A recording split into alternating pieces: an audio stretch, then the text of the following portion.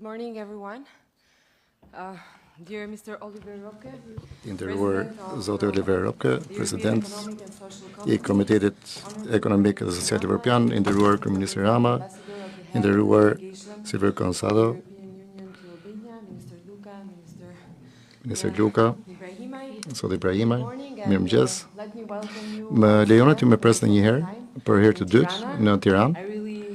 Vërtet e vlerësoj shumë nga shpërimi tuaj për të organizuar brenda pak ditësh disa vrimtëri në Tiranë, të cilat për në themel kanë dialogun social me Bashkimin Evropian. Kemi patur 10 takime rajonal mbi dialogun social, rritjen e cilësisë së punës dhe jetës përmes një dialogu efikas social në Ballkanin Perëndimor. Kemi takuar përfaqësuesit e raportuesve teknik të institucioneve të grupeve për të drejtat themelore dhe shtetit së drejtës, të Komitetit Evropian për Ekonomi dhe Çështje Sociale, dhe kemi takimin e parë të sotëm të Komitetit Konsultativ të Përbashkët. Do doja t'ju thoja pak fjalë për themelimin e këtyre komiteteve të përbashkëta konsultative në bazë të marrëveshjes së stabilizimit dhe asociimit të Shqipërisë. Ne bëm dagorësinë për të ngritur këtë komitet të çështjeve ekonomike dhe sociale të BE-s dhe të komiteteve përkatëse rajonale. Në fund, institucionet tona dhe ekspertët kanë kryer një proces transparent për përzgjedhjen e 6 vëzhguesve antar të palës shqiptare, domethënë në komitetin konsultativ në bashkëpunim me organizatë përfaqësuese të punonjësve, bizneset, punëdhënësit, sindikatat dhe shoqërinë civile.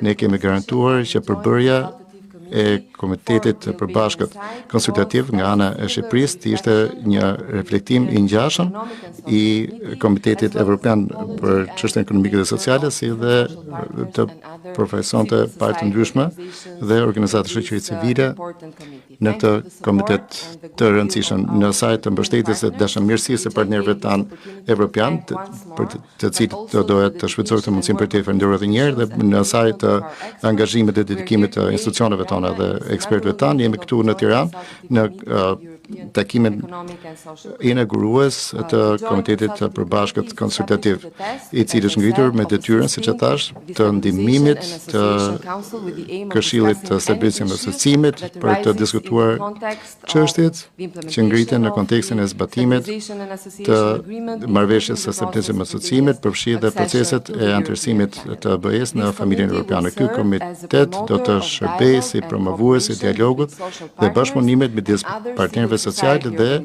organizatave të tjera të shoqërisë civile në Bashkimin Evropian dhe në Shqipëri. Një dialog dhe bashkëpunim I tillë ka për synim përgatitjen e organizatave e institucioneve shqiptare, punëdhënësve, punonjësve dhe organizatave të tjera të shoqërisë civile shqiptare me qëllim për të përgatitur për veprimtaritë në kuadrin e anëtarësisë dhe të ardhmen të Shqipërisë në Bashkimin Evropian për të forcuar dialogun social dhe më tej. Organizimi I takimit të parë të Komitetit Konsultativ të Përbashkët në Shqipëri, që është në fillimin e këtij ekzistime pranvere, është një shenjë auguri mirë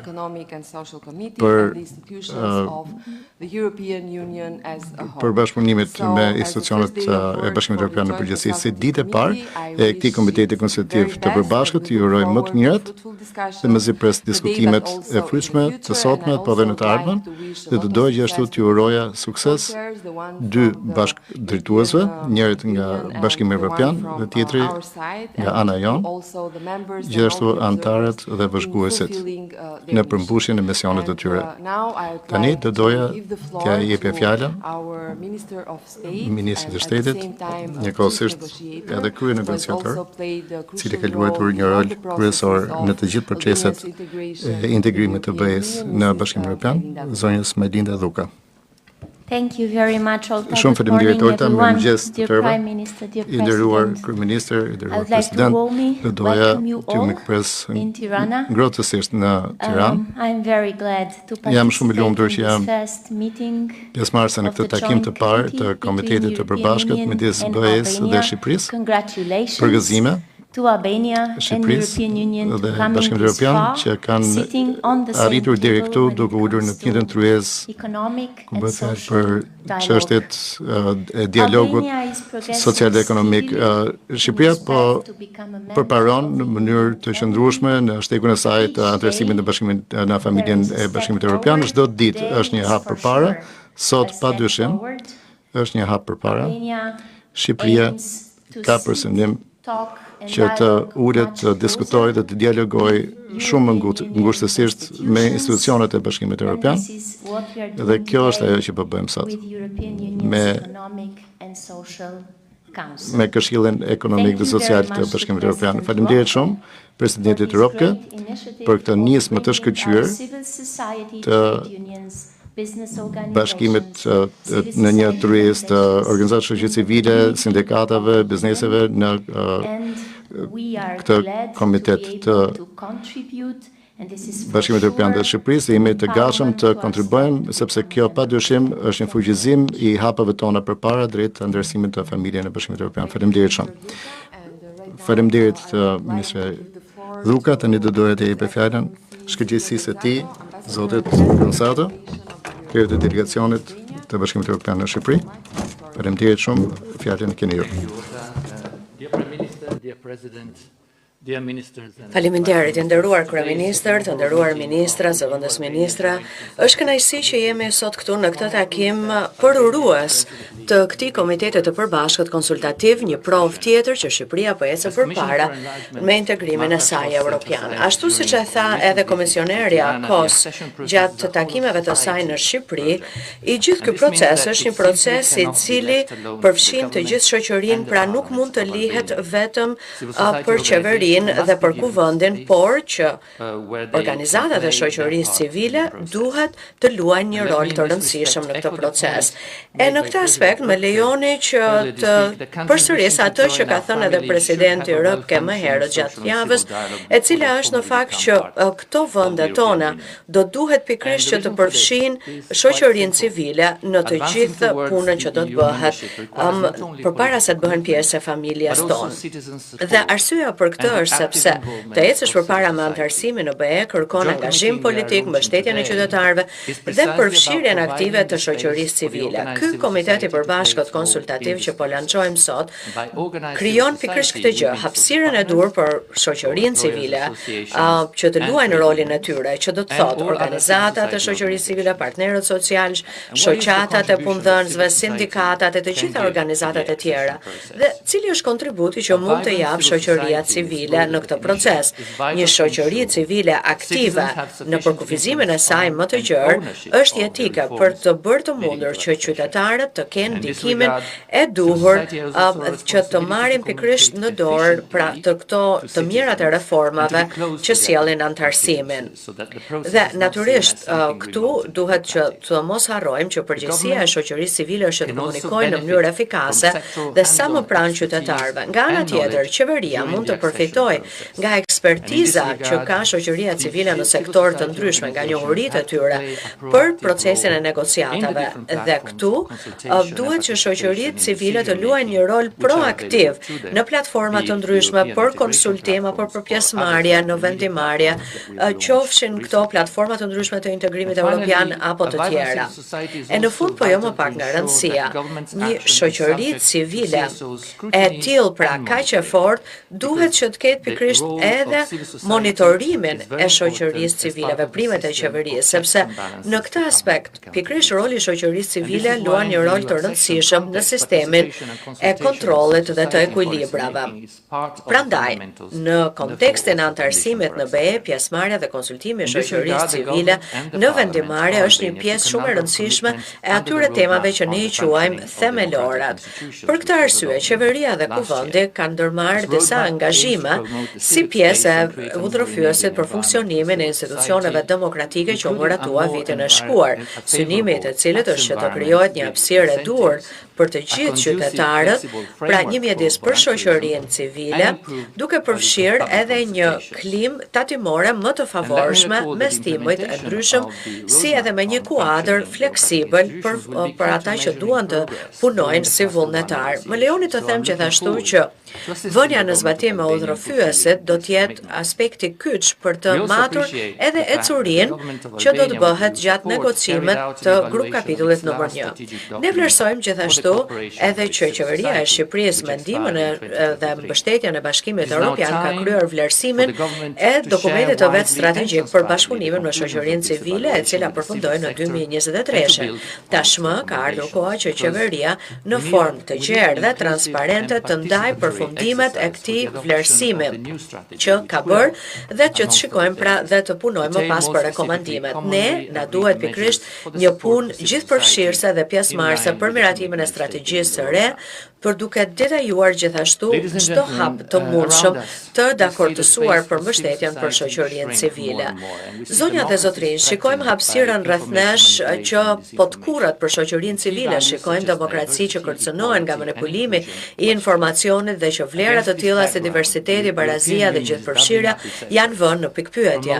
Në këtë kontekst, Bashkimi Evropian po dyfishon përpjekjet e saj që të promovojë një shoqëri civile të pavarur dhe aktive. Kyçe kjo për demokracinë dhe në këtë kontekst edhe mediat e pavarura janë teje të rëndësishme. Më lejoni që në mbyllje të fjalës time të ritheksoj vlerësimin tim për rolin që ka luajtur presidenti Rëpke për lançimin e kësaj nisme dhe natyrisht edhe për qeverinë e Shqipërisë që u bë kaq shpejt. Kam besim që Komiteti i Përbashkët Konsultativ do të jap kontributin e vet për një proces negociatash më gjithëpërfshirës e më transparent, si dhe një bashkëpunim më të plotë të shëndetshëm ndërmjet autoriteteve nga njëra anë dhe partnerëve sociale shoqërisë civile nga ana tjetër për reformat që ka përpara Shqipëria. Më lejoni që të përgëzoj të gjithë anëtarët që janë përzgjedhur pra si pjesë e Komitetit të Përbashkët Konsultativ dhe shoh shumë që i njoh dhe ju uroj të gjithëve suksese në mandatin tuaj të parë. Faleminderit. Shumë faleminderit, ambasador. Me të vërtet, dialogu social është tetë i rëndësishëm, veçanërisht një proces shumë i rëndësishëm i integrimit të BE, të doja t'ju bashkohesha në falënderimin e pritësve të cilët kanë qenë instrumentues në organizimin e këtij takimit të Komitetit Konsultativ të Përbashkët për çështjet ekonomike dhe sociale. E kam për nder të jap fjalën zotit Roke, i cili është zgjedhur si president i Komitetit Ekonomik dhe Social në 2023. Ai ka qenë antar që prej 2009-s ka qenë president i grupit të punës të Byros e ECS-s, që është Komiteti Evropian për çështjet ekonomike dhe sociale, është autori shumë prej rezolutave që janë miratuar nga Komiteti Ekonomik dhe Social Evropian. Kështu që kam për kënaqësi t'ia jap fjalën atij dhe ta falenderoj për tërë mbështetjen që kemi marrë për gjatë gjithë këtij procesi. Faleminderit zoti Ropke, keni fjalën ju. Faleminderit shumë i nderuar zoti kryeminist Rama, të profesorës Ministrive të Shtetit, të i nderuar ambasador Gonçato, të nderuar antar të këtij Komiteti Konsultativ të Përbashkët, zonja zotrin, të doja që fillimisht t'ju falenderoja për pjesëmarrjen, t'ju tregoja sa i lumtur që jam që ju shikoj të tërë këtu në këtë sesion inaugurimi të këtij Komiteti të Përbashkët Konsultativ. Kam dëgjuar dhe jam shumë i kënaqur për gjërat e këndshme që janë thënë. Duhet të thoj që në fillim që ky është një ushtrim i përbashkët. I përbashkët që kemi kryer në muajt dhe në vitet e fundit, dhe është vërtet shumë gjë e mirë që shikojmë që kemi vullnetin e përbashkët për të arritur diçka që është e arritshme përmes këtij Komiteti Konsultativ të Përbashkët, i cili është një hap madhor drejt një anëtarësimi të plotë në BE. Kur isha këtu në shtatorin e kaluar, e pata për kënaqësi të diskutoja organizimin e Komitetit të Përbashkët së bashku me kryeministrin Rama dhe me negociatorin Luka, si dhe përfaqësuesit e shoqërisë civile, punonësit, punëdhënësit më saktë, domethënë sindikatat e kam parë dhe organizatat shoqërie civile e kam parë se sa me pasion e keni antarësimin e BE. Prandaj mendoj se ky është moment i shkëlqyer për komitetin ton, por edhe për shoqërinë civile shqiptare. Që prej vizitës tonë të fundit në shtator ka patur shumë zhvillime pozitive për shtetin tuaj dhe për marrëdhëniet e Shqipërisë me Bashkimin Evropian, si dhe me komitetin tonë për çështje ekonomike dhe sociale. Në tetor hapët grupin e kapitujve që ishte bënë të komitetit. Në shtator të 24-s basa dëgjuar për këtë komitet konsultativ u formalizua dhe kjo është një arritje tjetër. Shqipëria hapi një grup tjetër kapitësh 6 për negociatat, për marrëdhëniet me jashtë, dhe kjo është një arritje e madhe. Në janar të këtij viti patëm kënaqësinë që të presim në Komitetin tonë ekonomik dhe social një delegacion të lartë të drejtuar nga zëvendës ministri Manxhani në komitetit tonë të çështjeve ekonomike dhe sociale për të diskutuar funksionimin e komitetit tonë dhe për të dhënë edhe inkurajimet për anën shqiptare dhe ishte gjë mirë kur pam të sa ishit të interesuar për të siguruar mbajtjen e dialogut në komitetin tonë, por ky takim inaugurues i Komitetit Përbashkët Konsultativ sotëm ka të bëjë edhe me organizimin e shoqërisë civile dhe me të ne kuptojmë punojës social, punëdhënës, sindikatat si dhe organizata të tjera të shoqërisë civile. Komiteti jonë ekonomik dhe social gjithmonë ka qenë mbështetës i procesit të zgjerimit në zonën Bashkimit të Ballkanit Perëndimor, po edhe në partneritetin lindor.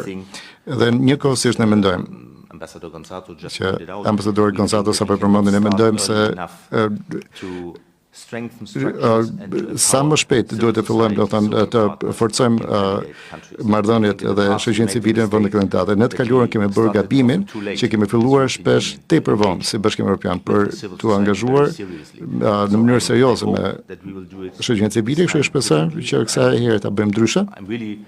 Dhe jam vërtet optimist edhe shikoj me pozitivitet kur shikoj Shqipërinë, sepse nuk është hera parë që vi këtu, shikoj se si është mjedisi i shoqërisë civile dhe sa shkëlqyer është bashkëpunimi ynë me qeverinë shqiptare. Kështu mendoj se këto janë kushtet e shkëlqyera për të vazhduar në shtegun drejt Bashkimit Evropian.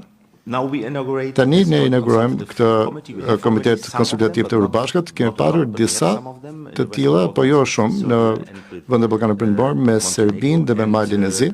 Dhe ky komitet do të pasojë nga pikpamja e shoqërisë civile të organizuar, do të ndjek zhvillimet e shtegut në adresimin BE dhe marrëdhëniet e institucioneve shtetërore shqiptare me ato të BE-s.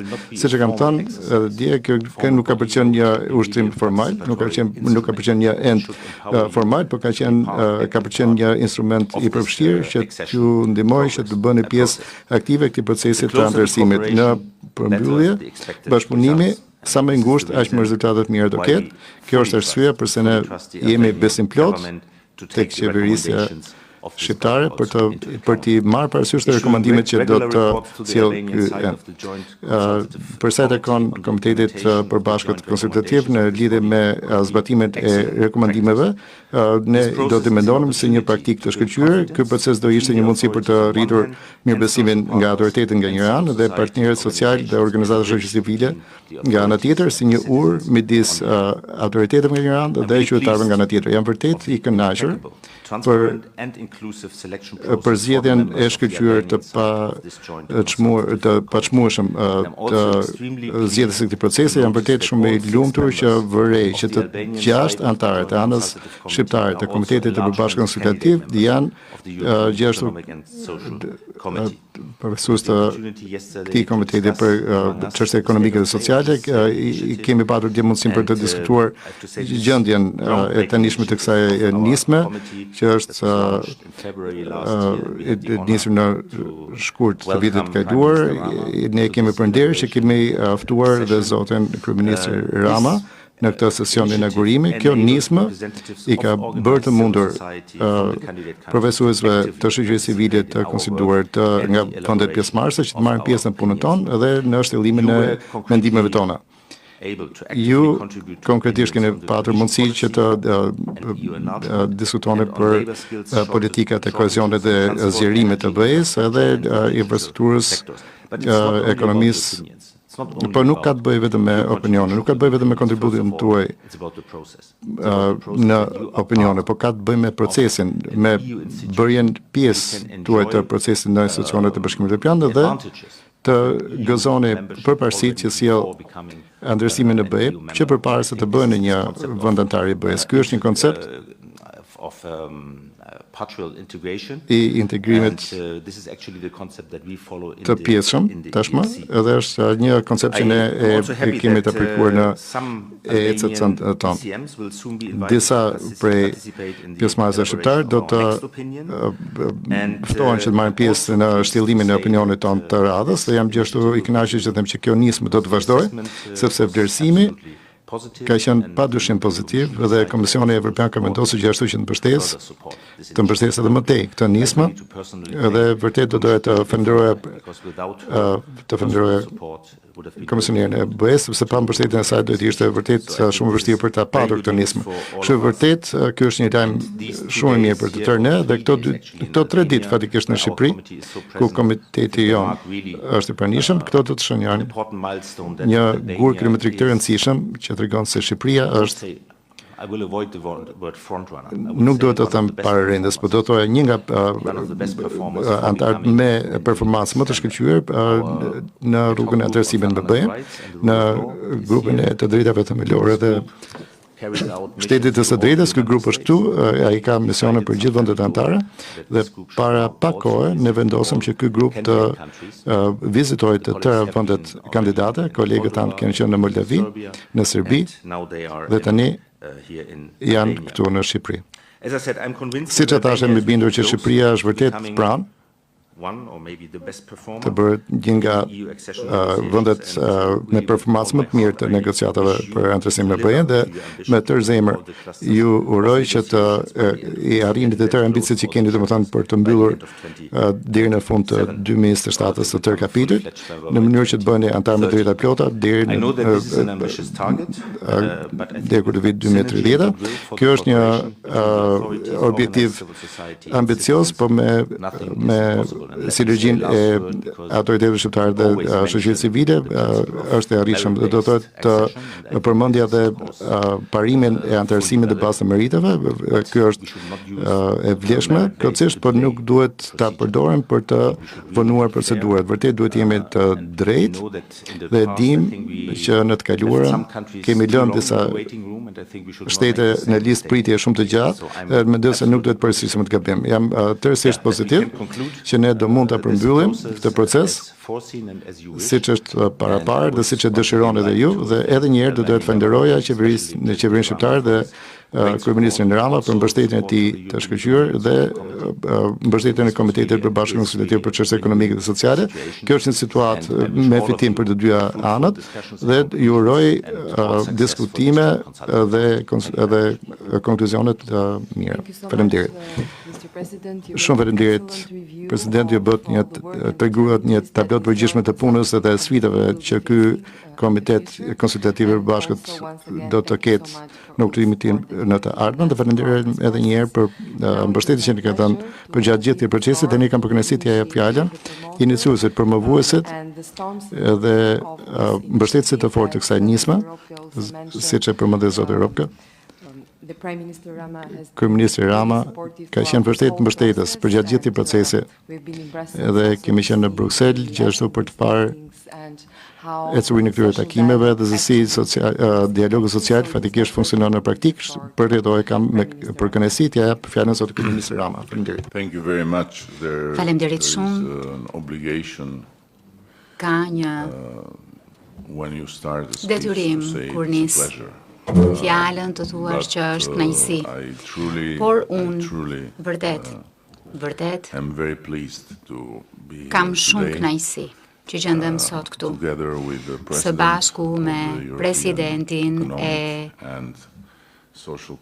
Komitetit Ekonomik Social Evropian, zotin Robke. Mund të them me mikun ton të dashur dhe me mikun e dashur të Shqipërisë, Oliver. Të gjendem këtu për këtë takim çelës të këtij komiteti të përbashkët këshillimor midis Shqipërisë dhe midis Komitetit Social Ekonomik Evropian. Ne e vlerësojmë këtë veçanërisht sepse fal mënyrës së hapur e gatishmërisë së presidentit dhe ekipit të tij, jemi mirëpritur brenda kështjellës së Brukselit si të barabartë dhe madje na është dhënë mundësia për të ndjerë se si është kjo ndjesia e të qenit i barabartë në këtë kështjellë, kështu që kjo është diçka shumë e veçantë.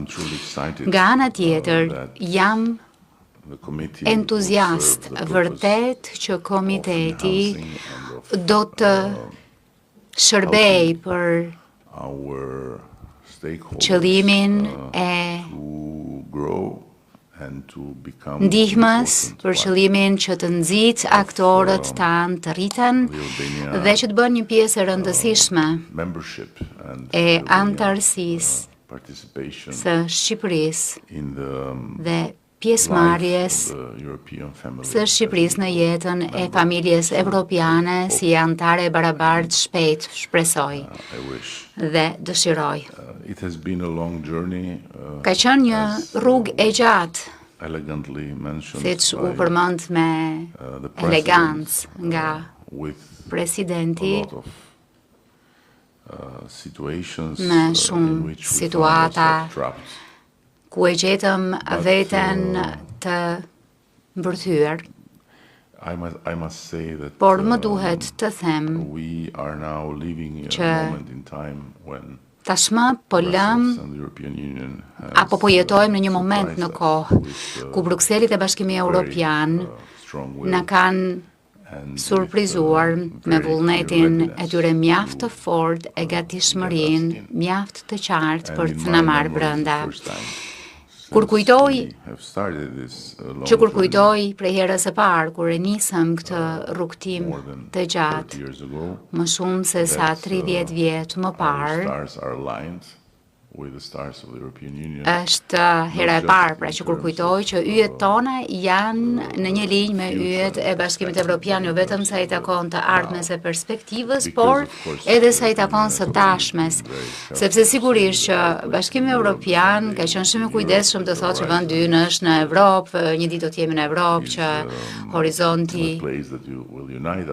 është vendi ku do të bashkohemi, por nuk e kemi ndjerë kurrë atë që ndjejmë së fundmi, gatishmërinë për ta bërë këtë realitet, se për ta bërë realitet tani.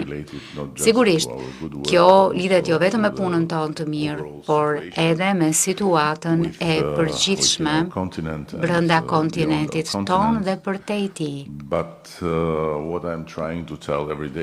Por ajo çfarë përpiqem t'ju them çdo ditë bashkëpunëtorëve të mi dhe njerëzve është që dera është hapur. Duhet të përfitojmë nga ky shans dhe të bëjmë maksimumin për të qenë brenda kur kjo derë të mbyllet sërish, sepse ne e dimë se si funksionon. Kështjella hap dyert dhe pastaj mbyll dyert. Dhe ka nga ata që kanë qenë më të shpejtë që kanë hyrë dhe e kanë gjetur brenda veten kur dera është mbyllur dhe ata që kanë mbetur jashtë. Ka shumë njerëz që sot përpiqen të thonë që nuk do të ndodhë dhe që ajo çfarë Po përpiqemi t'ju themi që duhet të mobilizohemi, duhet të bëjmë më të mirën për t'i vënë të gjitha energjitë në këtë drejtim. Është thjesht një iluzion, thon, apo është propagandë, apo ku e di unë se çfarë, sepse nuk ka ndodhur në 12 vjet. Atëherë pse duhet të ndodhë në 4 vitet e ardhshme, por sigurisht këta njerëz nuk janë mjaft të mirë informuar që Mali i Zi i ka çelur negociatat që në 2012-ën, Serbia i ka çelur që në 2014-ën, Maqedonia e Veriut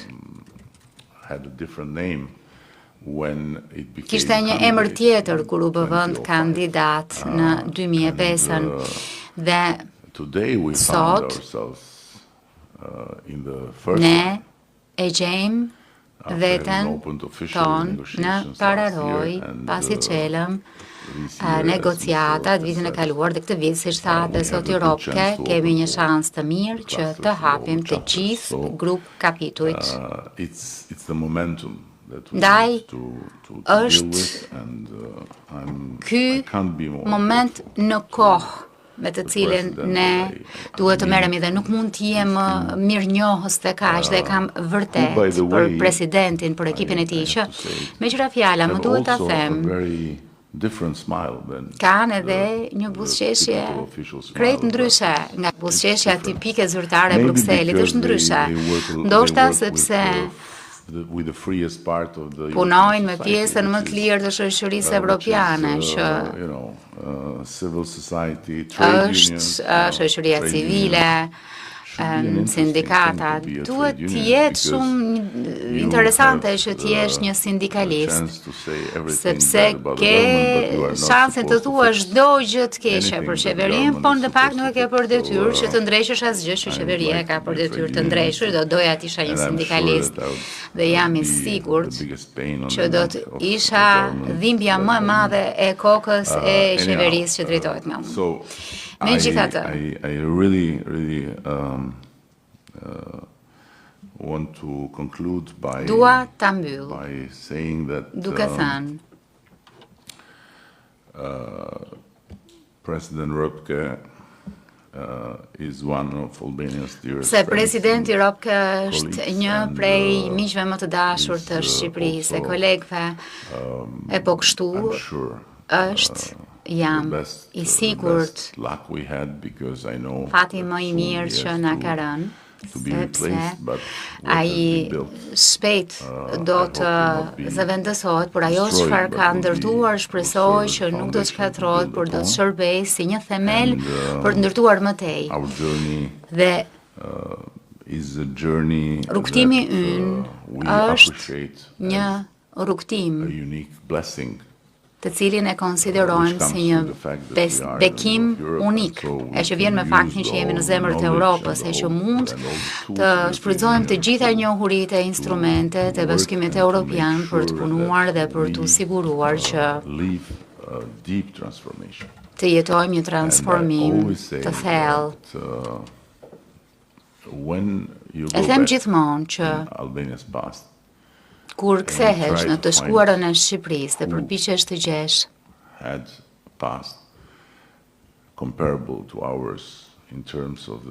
se kush ka patur një të shkuar krahasueshme me tonën, sa i takon dhimbjes, errësirës, të duhet të dalësh jashtë Europë për ta gjetur këtë. Ka ngjashmëri me vende ku Europa dhe bota perëndimore është përpjekur të ndryshojë rrjetën e historisë, por ka dështuar Afganistani, Iraku, apo çemër të doni, por unë besoj që arsyeja kryesore pse këto ndërhyrje kanë dështuar nuk ka të bëjë me atë që thuhet zakonisht. Mendoj që arsyeja kryesore është se këto vende nuk kanë bekimin që të jenë në mes të Evropës dhe që të kenë bashkimin evropian në derën ngjitur që ju jep njohuri, dijen për ndërtimin e shtetit, dijen për mënyrën se si të ndërtohet një shtet demokratik, si të ndërtohen institucionet, sepse në fundit e gjithë fjala është për institucionet. Dihet shumë mirë dhe pa Bashkimin Evropian dhe pa këtë burim të jashtëzakonshëm dije, jam I sigurt që mbështetur në historinë tonë, mbështetur në atë çka na është dhënë nga historia jonë, kur nuk do të ishim në gjendje të ishim ku jemi sot. Po.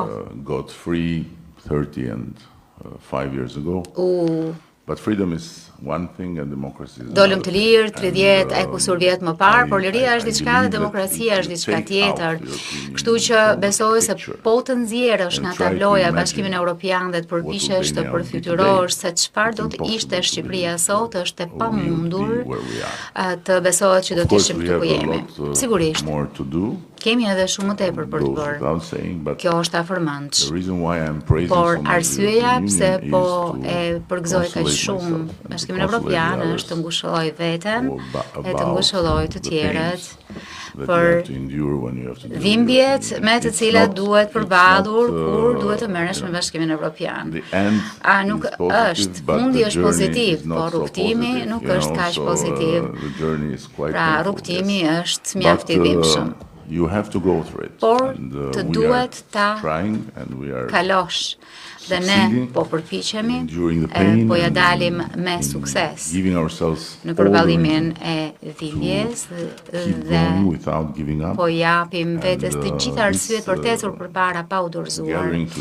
Dhe ky takim sot mi jep mua kënaqësi e na jep neve kënaqësi shumë sepse është një tablo konkrete, është një ngjarje konkrete që na bën të kuptojmë se si ndihesh ti je së bashku dhe si ndihemi që jemi së bashku. Faleminderit zoti president që keni qenë një sindikalist I vërtet duke thyer tavanët e xhamit në Bruksel për ne dhe natyrisht duke përdorur teknikat tuaja të sindikalistit që ne I vlerësojmë shumë në këtë rast. Kështu që nuk e di se cila do të jetë puna juaj e ardhshme, por t'jeni sigur që Shqipëria do t'ju ofrojë gjithmonë një punë, në qoftë se Brukseli do ta merret dhe do të përpiqet që t'ju lërë pas dore. Sa herë keni nevojë për një punë, e janë në Shqipëri, mund t'ju ofroj çdo punë përveç times.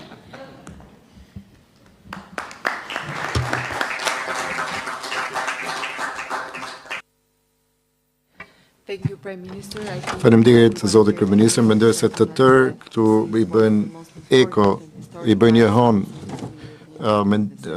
asaj që ju shpreh domethënë për sa I takon guljet kilometrik që kjo eventi sot më përbën. Do të bëjmë një pushim dhe së shpejti do fillojmë sesionin e dytë. Faleminderit shumë.